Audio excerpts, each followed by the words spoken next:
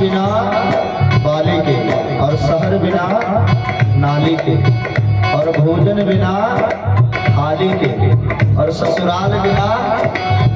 उसी तरह से भगवान की कथा बिना ताली की फीकी है।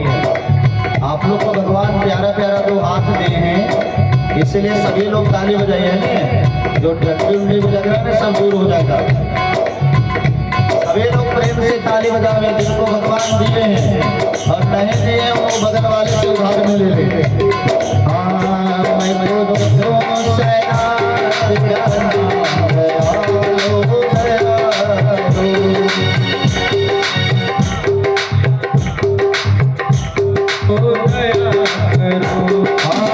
भजन कीर्तन गाऊं मैं तेरा, भजन कीर्तन गाऊं मैं तेरा, नित ध्यान लगाऊं मैं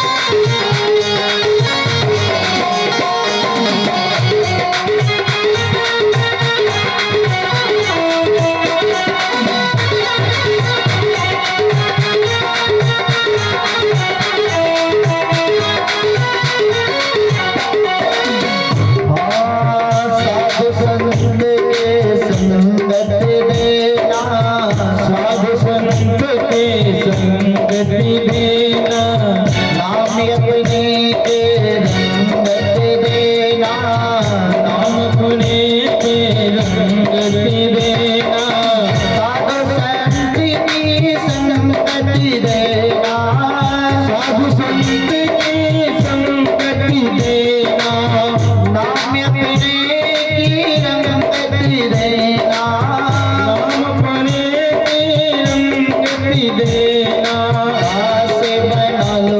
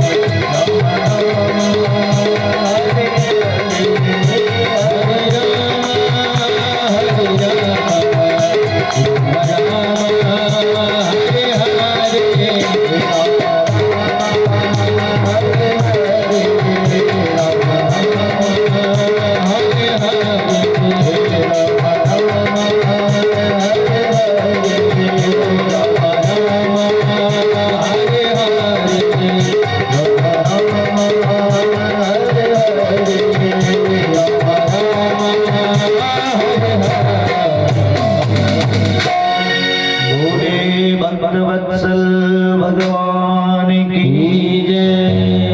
यदा तो राजा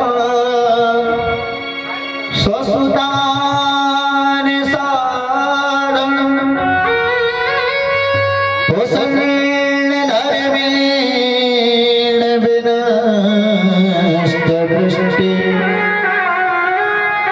धातु अविष्टस्य स्वतां विवन्दन् प्रवेश्य रक्षा भवने ददाह। सुखदेव जी महाराज कहते हैं कि राजर्षि परीक्षित, यह उन दिन की बात है कल हम लोगों ने कथा के माध्यम से दर्शन किया कि राजर्षि परीक्षित भगवान सुखदेव के चरणों में स्थित हैं, विराजमान हैं। सुखदेव जी कहते हैं कि राजर्षि परीक्षित यह उन दिनों की बात है। कौन? यदा तो राजा स्वसुतान साधु। धृतराष्ट्र राजा जो अंधा है, देखिए इसकी बाह्य दृष्टि तो नष्ट हो ही चुकी है, लेकिन पुत्र मोह के कारण इसके अंतःकरण की भी दृष्टि नष्ट हो गई। धृतराष्ट्र और पांडव सगे भाई थे और नारायण धर्मशास्त्र भी यह बात कहता है और सांसारिक जगत में भी यह बात प्रसिद्ध है कि अगर दो भाई हैं तो दोनों भाइयों की संपत्ति में आधा का हिस्सा होना चाहिए। लेकिन धृतराष्ट्र अपने पुत्र मोह में इतना अंधा हो गया कि जो पांडव इस राज्य के आधा राज्य के अधिकारी थे उनको राज्य से वंचित कर दिया। साधु, देखिए साधु किसे कहा गया? क्या बाल दाढ़ी बढ़ा लेना, तिलक स्वरूप कंठी कर लेना यही साधु है? ठीक है, रूप की तो पूजा है, प्रत्येक व्यक्ति का एक रूप होता है, एक पोशाक होता है, उसका एक अपना स्वरूप होता है। स्वरूप के दृष्टिकोण से यदि दर्शन किया जाए तो साधु का जैसा दृष्टि शास्त्रों में बताया गया है तो रूप का अवलोकन करने से साधु का दर्शन हो जाए। लेकिन साधु की परिभाषा क्या है? साधु कहा किसे गया है? तो परम कार्यम साधनोति इति साधु, जो दूसरों के कार्य की सिद्धि करे उसी का नाम साधु है। ये जरूरी नहीं धोती पहनने वाला ही साधु हो सकता है, कभी कभी फुल पैंट पहनने वाले भी बहुत बड़े साधु होते हैं। जो पराये उपकार के लिए जिए, जिसके अंतःकरण में सदा परोपकार की भावना स्थित हो नारायण, वही साधु है। तपस्सन धन में न विनष्ट दृष्टि, नारायण पुत्र मोह के कारण इसका दृष्टि का नाश हो चुका है। देखिए बाहर के दो नेत्र बताए गए हैं लेकिन अंतःकरण के भी दो नेत्र बताए गए हैं। वह कौन सा नेत्र है? ज्ञान विराग नयन उर्गारी। एक नेत्र का नाम है ज्ञान और दूसरे नेत्र का नाम है वैराग्य।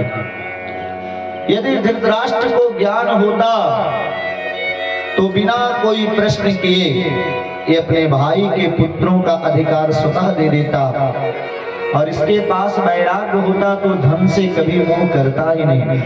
लेकिन इसका ज्ञान और वैराग्य दोनों नेत्र नष्ट हो चुके हैं। और महाराज ऐसे धृतराष्ट्र के पास एक बार श्री विदुर जी महाराज आते हैं। परम धार्मिक है श्री विदुर जी महाराज। भक्तमाल जी में जब विदुर जी के चरित्र का आप अवलोकन करेंगे तो विदुर जी महाराज बिल्कुल हनुमान जी के तरह, विभीषण जी के तरह भगवान के परम भक्त हैं।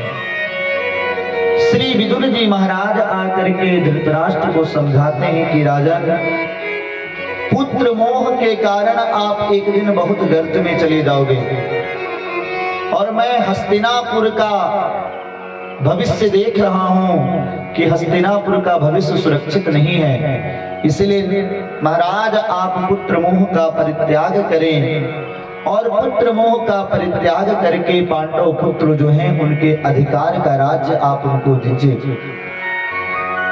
क्योंकि यह जो आपके कुल में दुर्योधन उत्पन्न हुआ ये आपके पूरे कुल को नष्ट कर देगा। और नारायण ऐसा शास्त्रों में कहा गया कि त्यजेदेकं कुलस्यार्थे ग्रामं यासे कुलम त्यजे।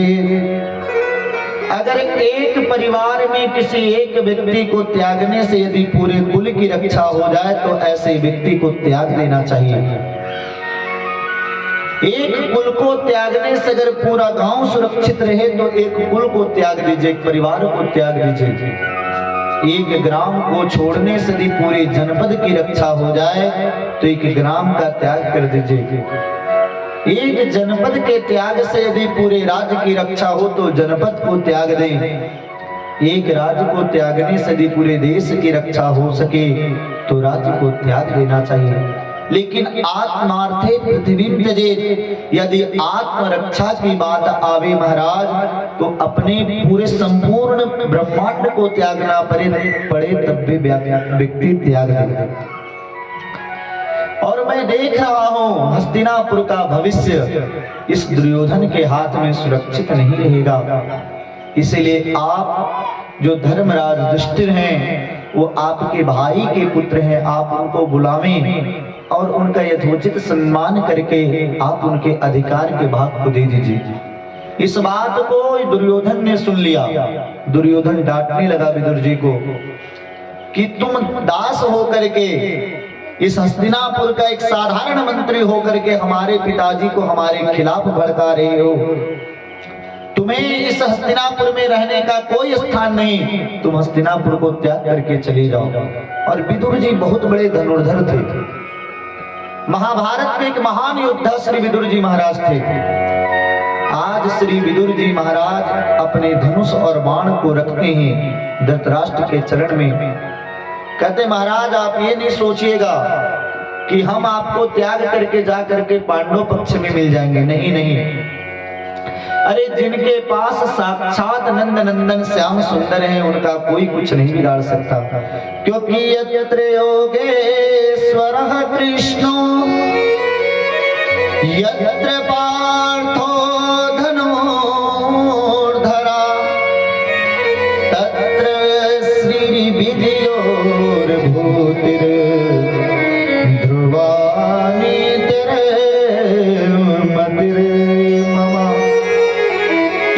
मतलब जहां पर योगेश्वरो योगेश्वर भगवान कृष्ण है, यत्र पार्थो धनुर्धरा जहां पर पार्थ अर्जुन है, अरे वहां पर विजय श्री की तो पहले ही प्राप्ति हो चुकी है। ये तो भगवान केवल थोड़ा सा लीला करेंगे। आपको ऐसा लग रहा है कि आप अपने 100 पुत्रों के भरोसे इस हस्तिनापुर को बचा लोगे, पितामह भीष्म द्रोणाचार्य कृपाचार्य के भरोसे हस्तिनापुर को आप बचा लोगे, तो मैं देख रहा हूं कि कोई नहीं बचा सकता हस्तिनापुर को। और इस हस्तिनापुर के राजा तो धर्मराज युधिष्ठिर ही बनेंगे। और ऐसा कह करके चल दिए। जिस तरह से रावण को विभीषण जी महाराज ने त्यागा, गोस्वामी जी कहते कि रावण जब ही विभीषण त्यागा भयो विभो विन्यु तब ही अभागा। विभीषण जी जब रावण का परित्याग करके जाते हैं तो रावण के जितने भी राक्षस कुल के थे सभी लोग आयुहीन हो गए। आयुहीन भये सब तबहि, उसी समय सब केवल प्राण है, केवल शरीर है, लेकिन शरीर से तो प्राण विभीषण के साथ में चला गया। आज केवल विदुर जी नहीं जा रहे हैं, विदुर जी के साथ में पूरा कुरुवंश का आयु अवस्था उम्र इनकी सभी कुछ जा रही है। श्री विदुर जी महाराज जा करके भगवान का भजन करने लगे। बहुत अच्छी लीला होती है। भगवान विदुरानी चाची के यहाँ आकर के साग का भोग लगाते हैं। और देखिए भगवान को कई लोगों ने 56 भोग लगाया, लेकिन भगवान केवल 2 जगह पे तृप्त हुए कि तत्व बेताती हूँ लोक में भोजन कियो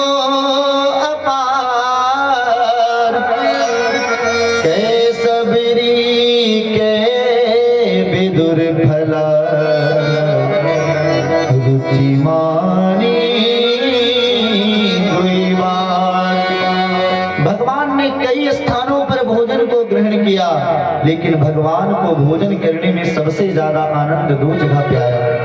एक तो मैया सबरी के हाथ से जो राम जी के रूप में उन्होंने वैर का भोग लगाया, और दूसरा विदुरानी चाची के यहाँ जो साग का भोग लगाया।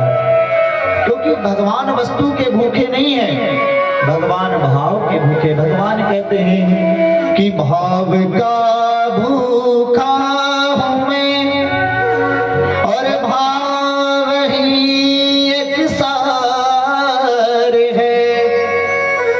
भाव का भूखा हूं मैं और भाव ही एक सार है, और भाव से मुझको भजे तो भव से बेड़ा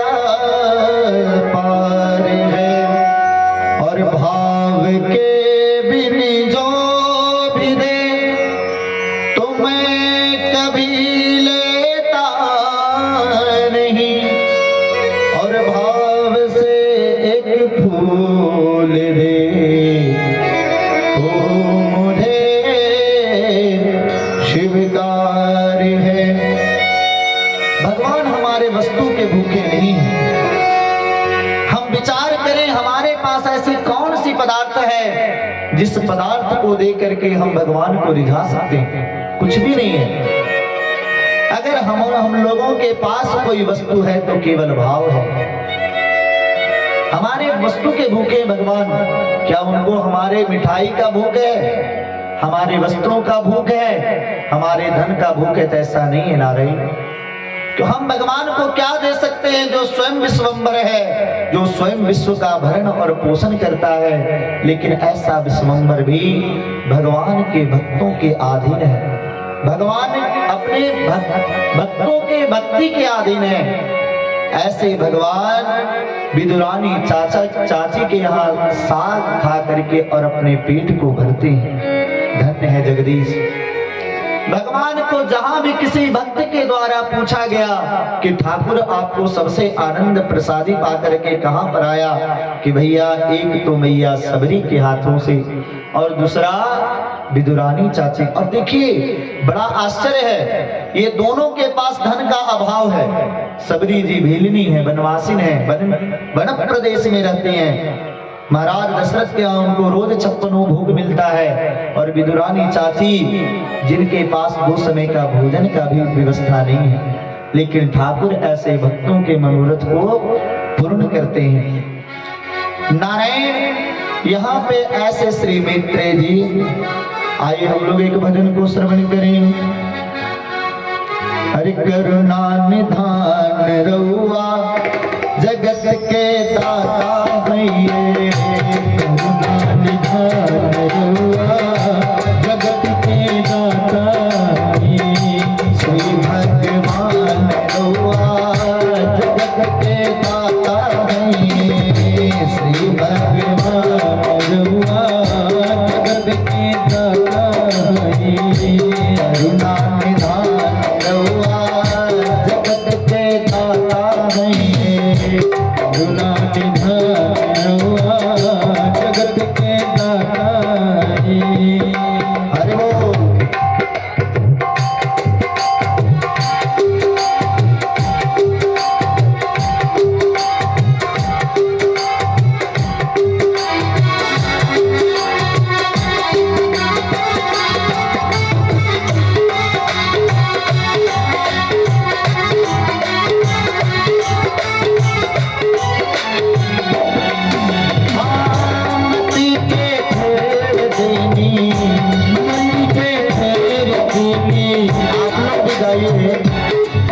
भगवान आप लोग के भी भगवान है ना, आप लोग के भैंसों लगते भगवान क्या, ऐसा नहीं है? तो सभी लोग भगवान के नाम लीजिए प्रेम से।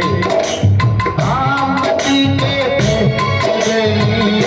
मती के तेरे देनी, विपत्ति के तेरे देनी, विपत्ति के तेरे देनी, मती के तेरे देनी, विपत्ति के तेरे देनी, मती के तेरे देनी, विपत्ति के तेरे देनी।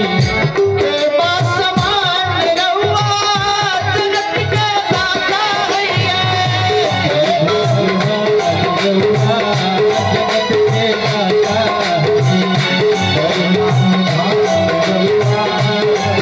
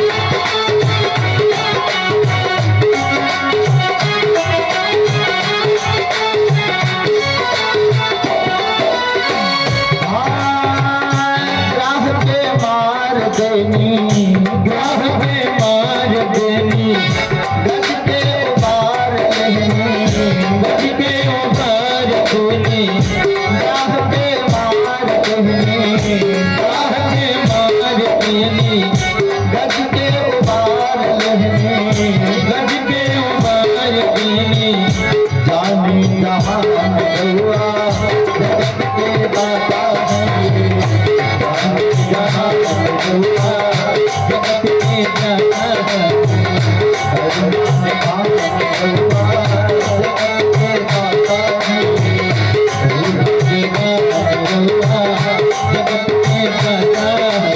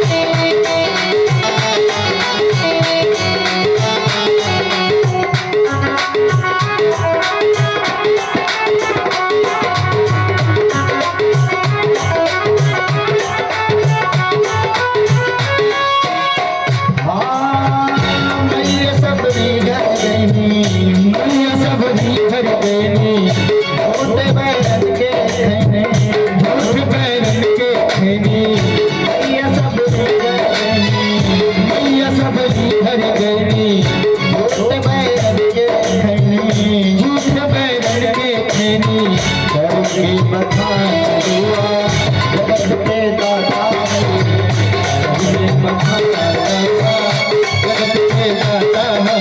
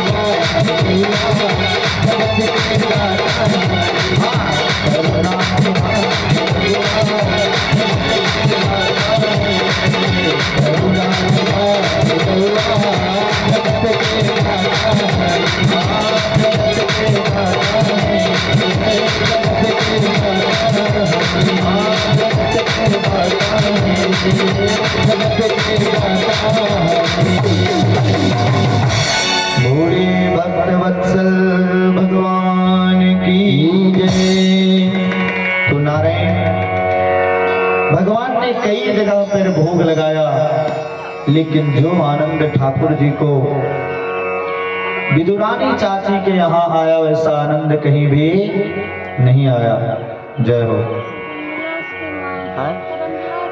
रामविलास सिंह जी, ये श्रीमान रामविलास सिंह जी की माता जी की ओर से ठाकुर जी के चरणों में 50 रुपए का दान आया है। भगवान इनका कल्याण करें और सदैव इन्हें आनंदित रखे। बोलिए भक्त वत्सल भगवान की जय। देखिए, भोजन की सदैव शुद्धि होनी चाहिए। अगर भगवत प्राप्ति जीवन में बहुत जल्दी करना हो तो भोजन की शुद्धि हो। क्यों?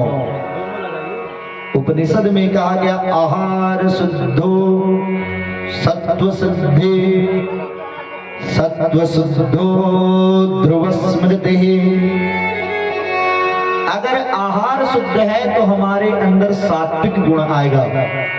आहार शुद्धो सत्व शुद्धि, और सत्व गुण जब हमारे अंदर आएगा नारायण, तब हमारी चिंतन शक्ति बढ़ती है। इसलिए जितने भी चिंतक लोग हुए जो दुनिया को बहुत कुछ दिए, जिन्होंने दुनिया को विज्ञान का पाठ पढ़ाया, वो अल्बर्ट आइंस्टीन हो अथवा जिन्होंने आध्यात्म की चर्चा की हो, गोस्वामी तुलसीदास जी महाराज, कबीर आदि। दुनिया के एक बहुत बड़ा लेखक हुआ शेक्सपियर, आप लोग जरूर उसका नाम सुने होंगे।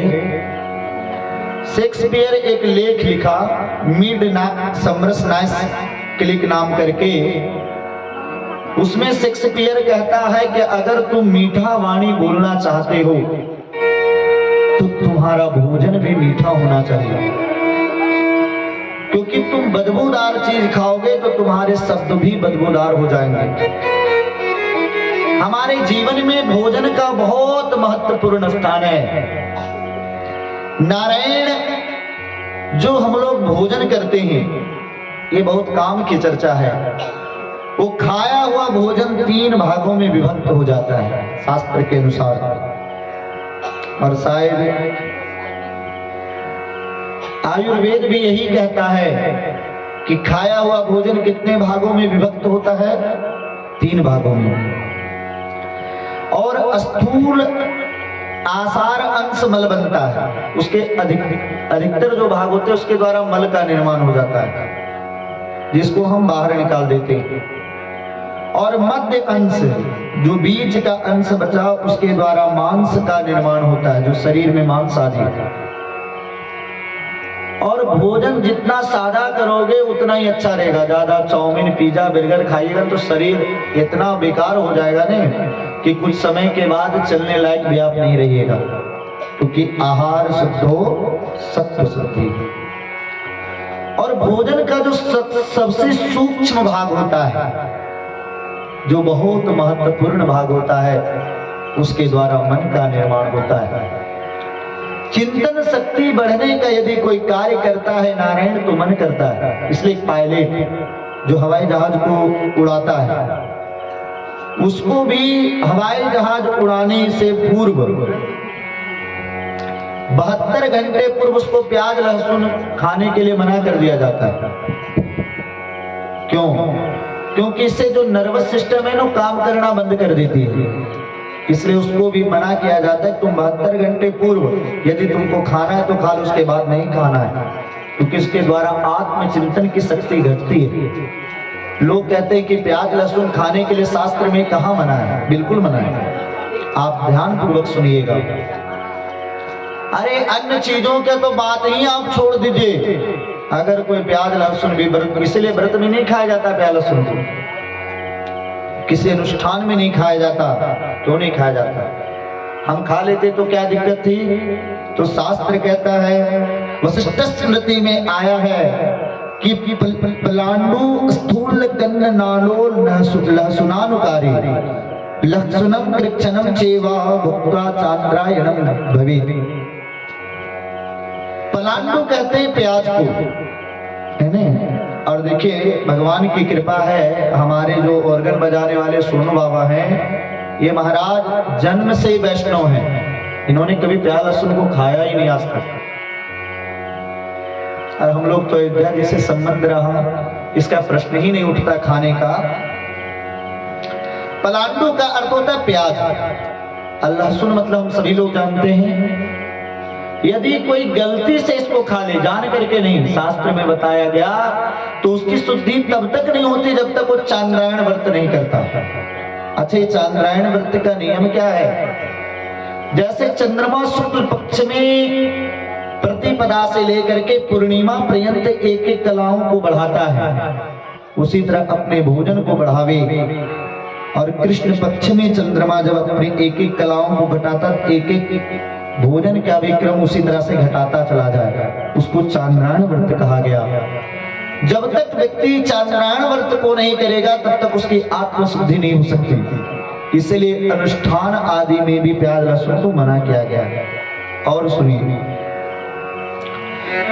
केवल सनातन धर्म में नहीं, ग्रीक कल्चर में भी कहा गया कि भाई प्याज लहसुन को नहीं खाना चाहिए। क्यों नहीं खाना चाहिए? तो ग्रीक कल्चर में भी कहा जाता है कि उससे नर्वस सिस्टम जो है वो वीक हो जाती है, इसलिए बिल्कुल मत खाइए। अच्छा, ये देखिए इस्लाम क्या कहता है प्याज लहसुन के बारे में। इस्लाम में भी, टर्की कल्चर में भी मना किया गया प्याज लहसुन को खाने के लिए।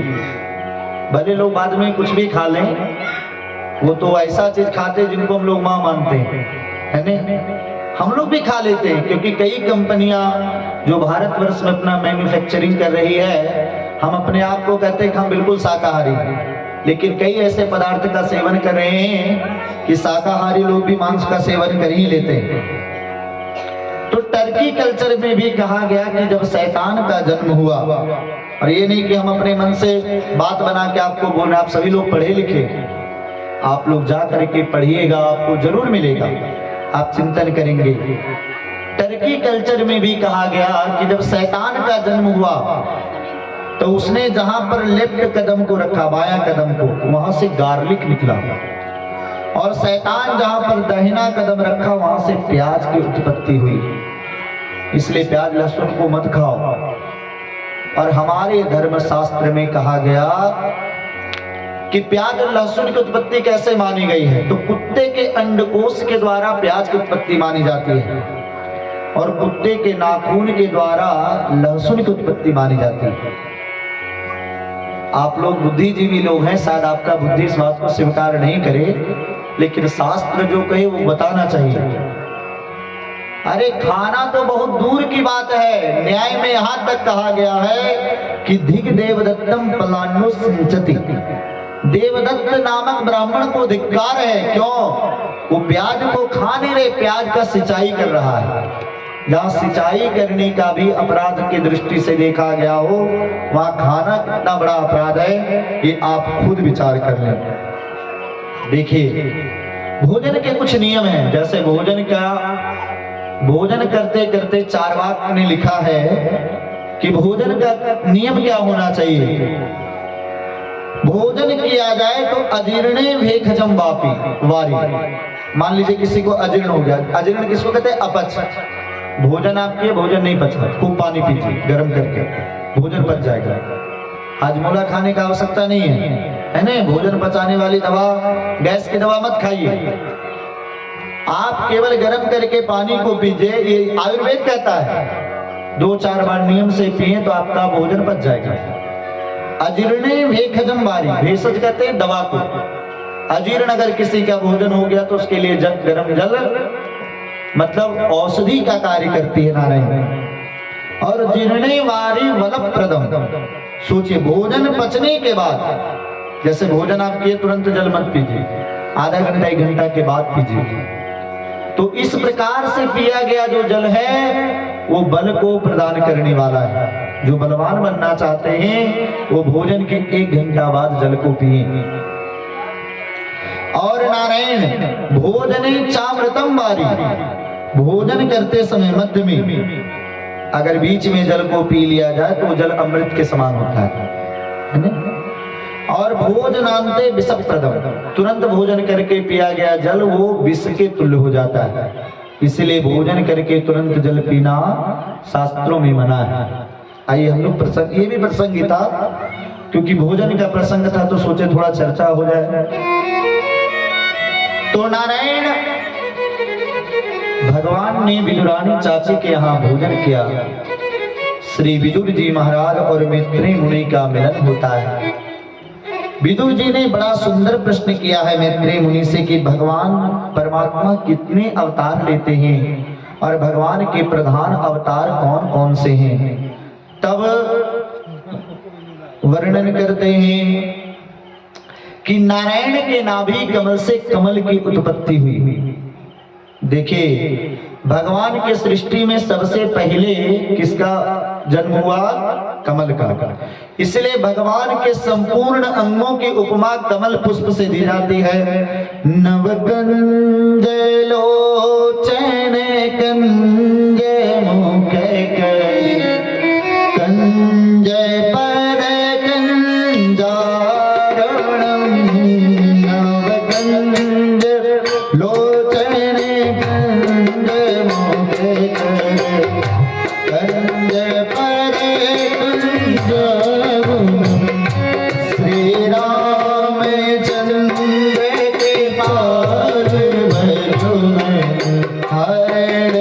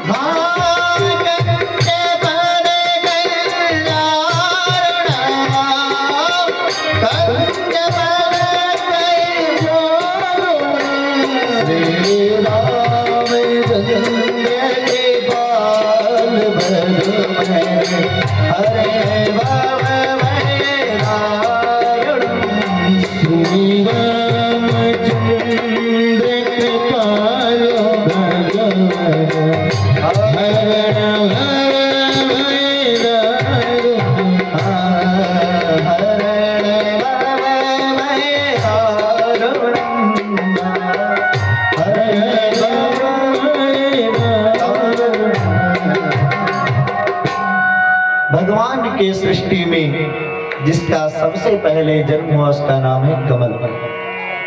इसलिए भगवान की नेत्र की उपमा भी कमल पुष्प से दी जाती है। नवकंज लोचन, नवीन कमल, नवकंज लोचन, कंज मुख कर, भगवान का मुख कमल, मुख भी कमल के समान है। कंज पद, भगवान का पैर भी कमल के समान है।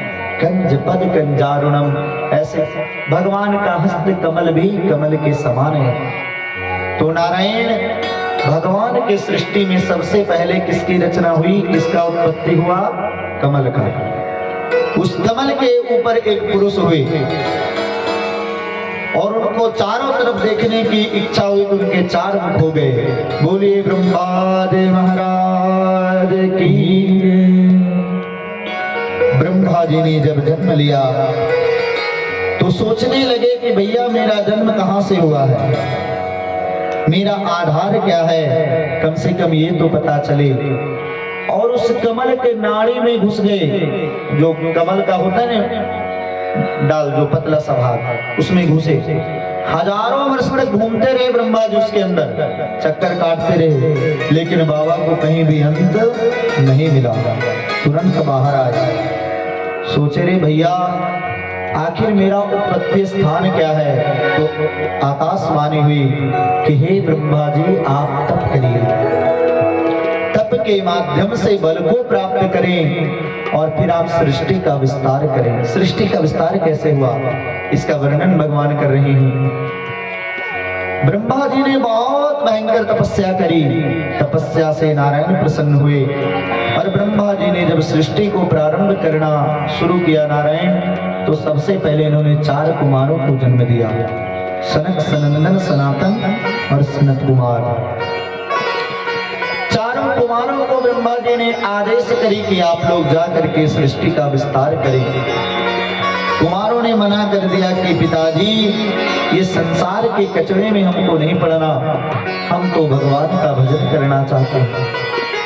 ब्रह्मा जी को क्रोध आया कि जाओ तुम लोग 5 ही वर्ष के रहोगे, कभी 5 साल से बड़े नहीं हो पाओगे। इन चारों कुमारों ने सोचा कि ये तो आपकी अनुग्रह है, अरे 5 साल से बड़े होते तो नहाने का चक्कर लगता, पेंट पहनो, अलग व्यवस्था, क्योंकि समाज में जाना होता तो कौपिन धारण करना पड़ता। अब 5 साल के रहेंगे तो नंग धड़ंग भी घूमेंगे, कोई दिक्कत नहीं है ना। पहले ग्रामीण क्षेत्रों में, आज तो बच्चा जन्म लेकर उसको पेंट पहना दिया जाता है, लेकिन पहले ग्रामीण क्षेत्रों में 10-10 वर्ष तक लोग जानते ही नहीं थे कि लड़का लड़की होता क्या है ना। आजकल लोग जन्म लेते ही जान जाता है कि लड़की हम लड़का, और 5-6 साल तक तो लोग नंगे घूमते थे ग्रामीण क्षेत्रों में। तो सनकादि मुनि ने कहा कि बाबा 5 साल से बड़े नहीं होंगे, तो आपने हमारे ऊपर कृपा करी कि 5 साल से बड़े होते तो नहाने का झंझट, मुंह धोने का झंझट, कपड़ा पहनने का झंझट, अब तो केवल ठाकुर का भजन होगा। ब्रह्मा जी को क्रोध आया तो उनके रुच का भेदन करके भगवान रुद्र का प्रादुर्भाव। बोलिए शंकर भगवान की। शंकर जी को भी ब्रह्मा जी ने कहा कि आप जाकर के सृष्टि का विस्तार करिए। शंकर जी सोचे कि बाबा को यदि मना किए तो ये भी कुपित हो जाएंगे, इसलिए भूत प्रेत की सृष्टि प्रारंभ कर दिए। इतना भयंकर सृष्टि की है कि ब्रह्मा जी करे पुत्र अपनी सृष्टि को रोक दो भैया, हम एक एक करके लोगों को बनाएंगे और तुम एक एक करके सबको तो भक्षण करते चला जाएगा तुम्हारा ही सृष्टि, बंद करो अपने सृष्टि को। शंकर जी बोले कि पिताजी को मना नहीं करना पड़ा, स्वयं मना कर दिया, चल करके राम राम भजन करें, क्योंकि कोई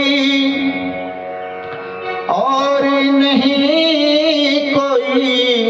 शिवजी का दिन सोमवार है ना, सब लोग गाइएगा है ना। जिनके भी ऊपर ग्रह गोचर होगा सब दूर हो जाएगा भोले बाबा कृपा से, क्योंकि कोई भी ग्रह लगता है तो महामृत्युंजय का जब आप लोग कराते हैं नहीं कराते हैं, तो शिव जी का नाम ले देगा तो सब ग्रह गोचर अपने आप दूर हो जाएगा। अरे कोई और जिनको अपने सर के ऊपर रखना ग्रह गोचर वो बिल्कुल मत गाइएगा, है ना। लेकिन ये ध्यान रखिएगा कि जो गाएंगे उनका ग्रह आपके ऊपर चलाएगा, अगर नहीं गाएंगे तो। अरे कोई और नहीं, कोई और नहीं, भोलेनाथ से निराला कोई और नहीं, भोलेनाथ से निराला कोई और नहीं। कोई और नहीं, कोई और नहीं, कोई और नहीं, कोई और नहीं, भोलेनाथ निराला कोई और नहीं, भोलेनाथ से निराला कोई और नहीं। हरि बोल।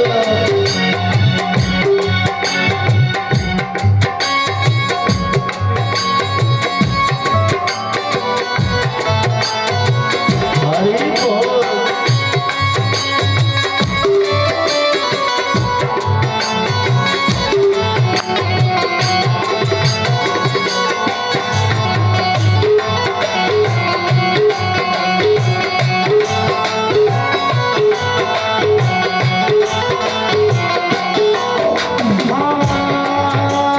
शिव का डमरू डम डम बोले, शिव का डमरू डम डम बोले, अगम निगम का भेद खोले, अगम निगम का भेद खोले, शिव का डमरू डम डम बोले, अगम निगम का भेद खोले, शिव का डमरू डम डम बोले, अगम निगम का भेद खोले।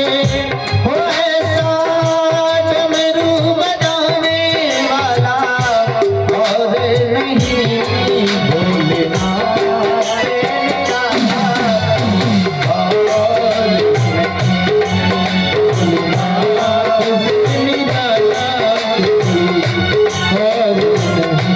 और कोई और नहीं, कोई और नहीं,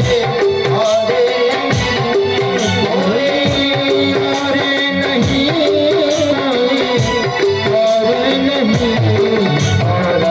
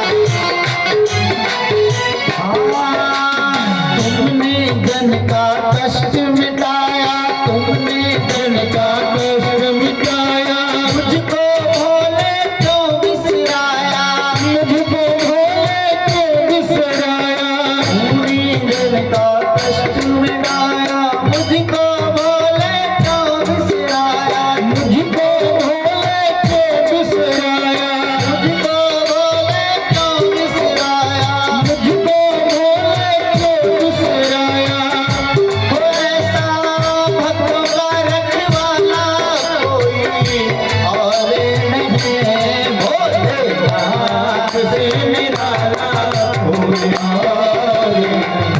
ओ भोले नाथ से निराला कोई और नहीं।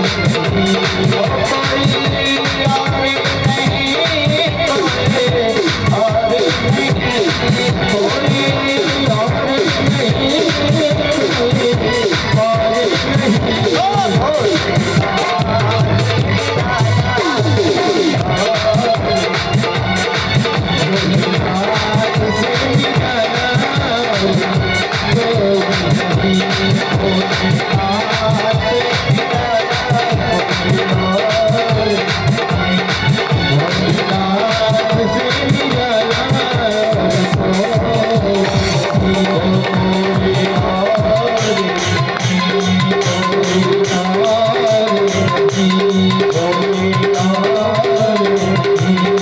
कोई और नहीं। भोले भक्तवत्सल भगवान की जय, शंकर भगवान की जय। तो नारायण भगवान शिव ने अपनी तरह से इस